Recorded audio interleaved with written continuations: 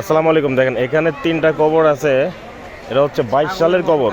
এই 22 সালের কবর এখানে রয়ে গেছে, আর আমাদের 23-এর কবরগুলো এখানে ভেঙে দিছে। এটার কারণগুলো কি আমি আসলে বুঝতে পারতেছি না। এগুলো অনেকগুলো কবর এখানে, সব 23-এর।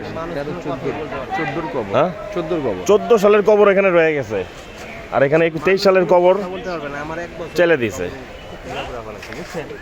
এটা কোনো যুক্তি হইল?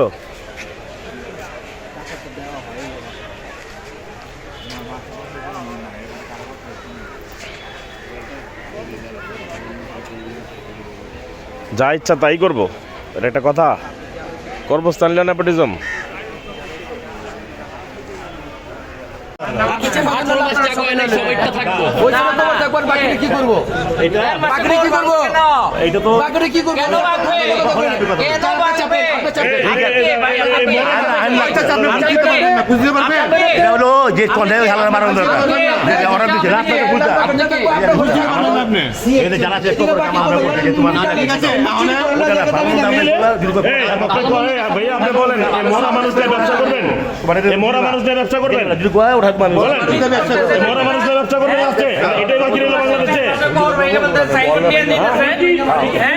বাংলাদেশে এটাই বাকি রইল।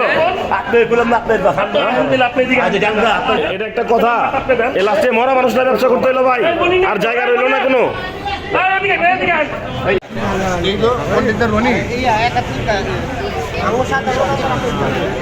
কন্ট্রাক্টর রনি।